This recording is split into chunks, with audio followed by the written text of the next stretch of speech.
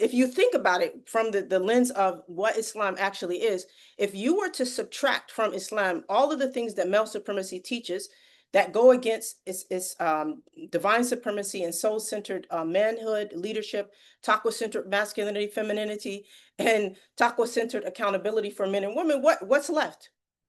Male supremacy literally strips us of our entire religion, step by step. So Allah subhanahu wa ta'ala says in Surah Al-Baqarah, أعوذ بالله من الشيطان الرجيم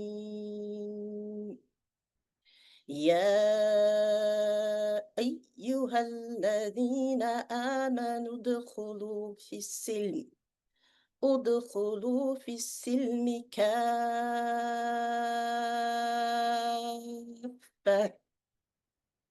ولا تتبعوا خطوات الشيطان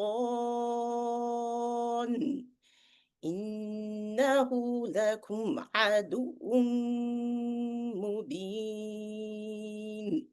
O you who have believed, enter into Islam kaffah, completely, entirely, and perfectly, and do not follow the footsteps of Shaitan. Indeed, he is to you a clear enemy. Now, keep in mind, Shaitan, khutwa bi khutwa, step by step, took himself astray and is going to also try to take you astray. But even if you look at how he went astray, he became arrogant. He didn't want to submit and surrender to the truth of what Allah was teaching. And this is what male supremacists do. They do not want to submit to what Allah said. Okay? They want to follow whatever it is in their heart. And for example, a male supremacist man might say something like, I don't why should I have to pay for all of this stuff for her? She doesn't deserve it. Okay. And for women who are following Shaitan and becoming arrogant, and they might be on the end of trying to reject male supremacy, and they'll say, why should I respect this man? He doesn't deserve it. Okay. All of this is outside of what we should be doing as Muslims. And for women, we need to understand that the victimhood that is at the root of male supremacist ideology, this is the opposite of self-love and authenticity. Okay, so victimhood, what this basically means is you are abandoning responsibility for your own soul through feelings of helplessness and weakness. And this is different from the masculine version, which is entitlement, which is abandoning responsibility for your soul through feeling arrogant, or choosing doom, abusing, wronging, and oppressing others. Now, keep in mind, men and women can switch between victimhood and entitlement. But both victimhood and entitlement require us to identify with our inner darknesses more than our light. If left unhealed, both of them can ruin our lives and destroy our souls, causing us the ultimate loss in the hereafter. Here's what makes healing from this really challenging. Islam is taught this way. Mainly in how we're taught our faith through a male supremacist lens, where helplessness and weakness in women are equated with being feminine or being a traditional woman. And entitlement and dominance are equated with being masculine or a real man. Now, how does this show up? Like, for example, even men who are good men in their own mind or in their own sincerity believe that providing for a woman is about her being in desperate need of a man, and she needs to be weak. And this is why you'll hear male supremacist men or men who are just influenced by male supremacy say things, she has all this intelligence and success, what does she need me for? And this idea that a relationship between a man and a woman was based on a male savior coming into for this helpless, weak, non-functioning female soul was not there at the time of the Prophet ﷺ. This was not how the female companions showed up. But somehow this is the rhetoric that's spread. What does she need me for? Why do you need her to need you? Okay. And then for women, they're like, if you have money, you have success, if you have intelligence, he's not going to feel like a man. And this is the rhetoric of male supremacy. Male supremacists, male and female, are obsessed with making men feel like men. This is a key point. They are obsessed with making men feel like men. Okay? They do not care about men being men. Okay? Male supremacist men do not care about being men. They want to feel like men. And that's how they live their masculinity outside in. It's your job as a woman to make me feel like a man, to be a conduit of my masculinity. I don't really care about being a man, but you need to make me feel like one. Okay, and women who are male supremacists are obsessed with shrinking and self-erasing to make this man feel like a man. Whereas in taqwa-centered manhood, he's already a man, and he nurtures that inside of himself. Okay, and yes, and so many of us have felt like that. We have to dumb ourselves down when we're around our husbands or around other men. And I even wrote in my journal that I shared in one of my book where one of my books, and I said how um I shrank so much, okay, until I felt like I couldn't even get any smaller. Like and I forgot how I put it, but it was like I couldn't even become. Oh, I said no matter how small I shrank, I was never small enough. And this is what happens with male supremacy. You are never small enough.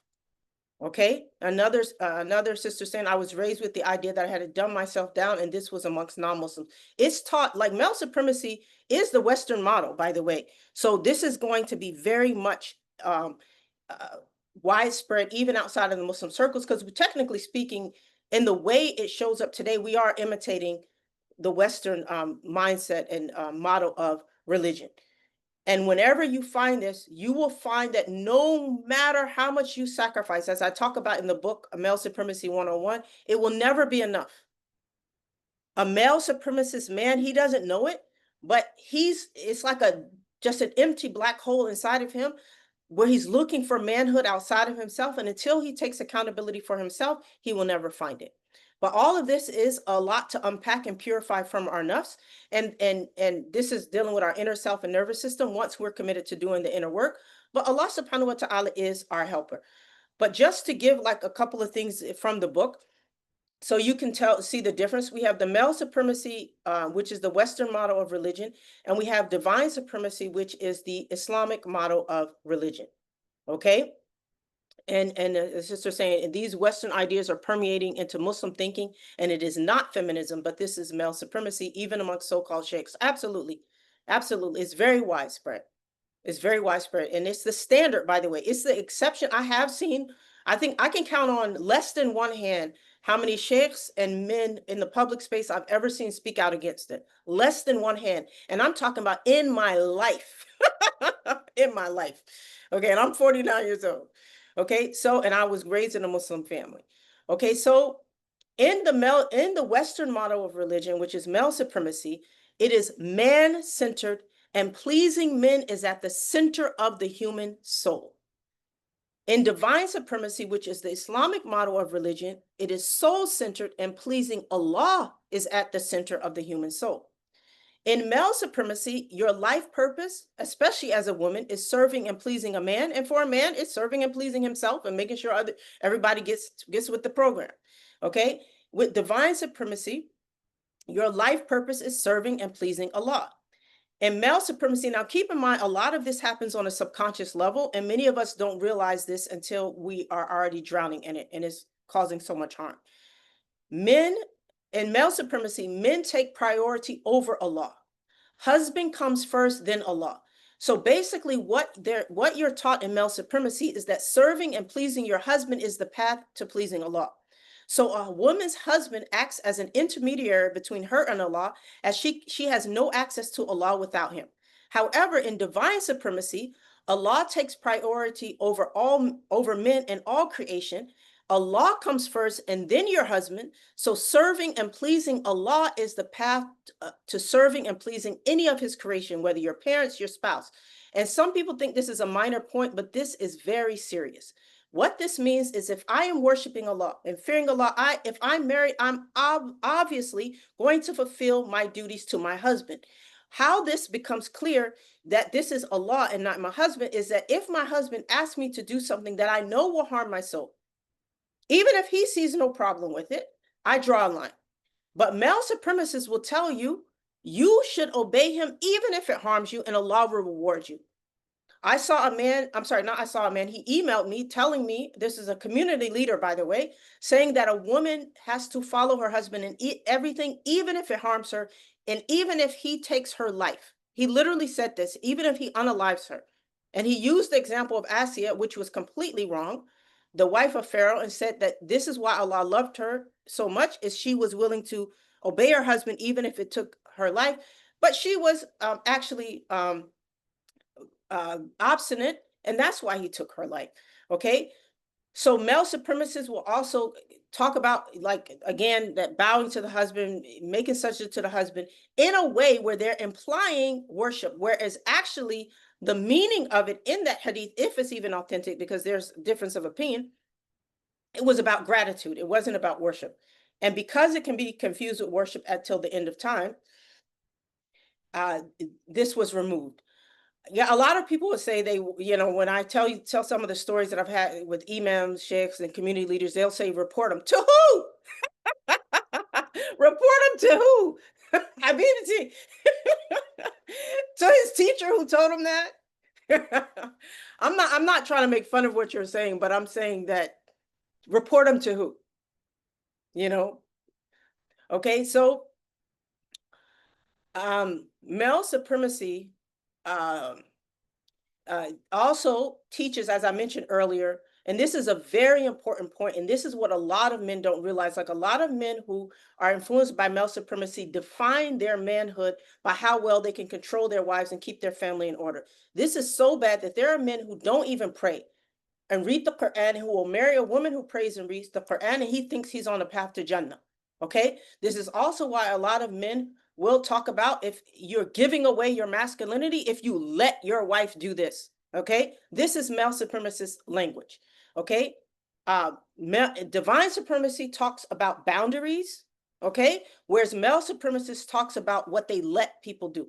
Okay, so male supremacy is the Western model of religion, as I mentioned before, and what they do is, with manhood, it is lived outside in. So this is performative masculinity. So a man needs external validation to feel like a man. So he seeks proof of his manhood through how far others, especially women, sacrifice, shrink, and self-erase for him. These are men who are performing for the male gaze, whether consciously or unconsciously, in their hypermasculinity, and they are seeking cool points from other men. This is why a male supremacist man will be willing to mistreat his wife to impress men. Okay, he will be willing to put his wife in distress just so he can go around men and say, yeah, I keep my wife in order. She does this, and then I tell her this, and it makes him feel so good, because this kibr, this spiritually destructive pride, is what feeds male supremacy, whereas taqwa and humility is what feeds the heart of a man in divine supremacy. Okay, so this is the outside in. I need these, like, if my woman is not sacrificing, shrinking, and self-erasing for me, she's emasculating me. And this is where you'll find a lot of male supremacists, they use the language of emasculating. Emasculation usually only happens through self-emasculation. No one can emasculate a man. A woman can disrespect a man. A woman can insult a man. She can say something that triggers feelings of smallness, but if he wants to live, if he is emasculated, it is a choice that he himself made by not drawing boundaries and so on and so forth, okay, or not doing the inner work. In divine supremacy, which is the Islamic model of religion, manhood is lived inside out. And this is taqwa-centered manhood. And this is one of the most important points for us to understand as women, and for our husbands and our community leaders to understand. And the not understanding this is one of the main reasons, and I don't have time to go into this today. I'll be talking about this later in Feminine Soul Reset, inshallah. But this is one of the main reasons that we see the destruction of Muslim lands, and no fear of any repercussions from non-Muslims. They destroy Gaza, Sudan, all of these different places all over the world, persecute Muslims, and then go out and have a drink and laugh with each other. Sometimes a Muslim is sitting with them. Why? Because we have abandoned, our men have abandoned manhood that is taqwa centered, which is inside out. So when you are practicing, when a man is practicing taqwa centered manhood, which is the Islamic model under divine supremacy, manhood is cultivated from inner work, soul care, and fulfilling his responsibilities regardless how others show up, even his own wife and children. I want to say that again. In the Islamic model of religion, there's no difference of opinion about this. This is the absolute truth from everything in the Quran and Sunnah. Manhood is cultivated from inner work, soul care, and fulfilling his responsibilities, whether on a wide scale in the ummah or in the privacy of his house, regardless of how others show up. Now, keep in mind, this is different from male supremacists. Male supremacists are waiting for the female savior, so to speak. The reason I can't be a man is the women today aren't like they were before. I need her to submit. These women don't want to submit. These women too independent. Yeah, that's male supremacy. But a real man is not waiting around for his followers to show up and follow before he has something for them to follow. Okay? So manhood is cultivated from inner work, soul care, and fulfilling his responsibility, regardless of how others show up. By the way, that's the only definition of a leader. The only definition of a leader, whether you're talking about religiously, politically, socially, no other type of leader exists in this world. Because if any man who needs a woman to show up, submitting to him before he can show up as a man, who's the leader? The woman. So male supremacists, as much as they beat their chests and talk about how superior they are, subconsciously, they really believe women are superior and the leaders, because it's only when a woman shows up that he can be a man. Now, we can help each other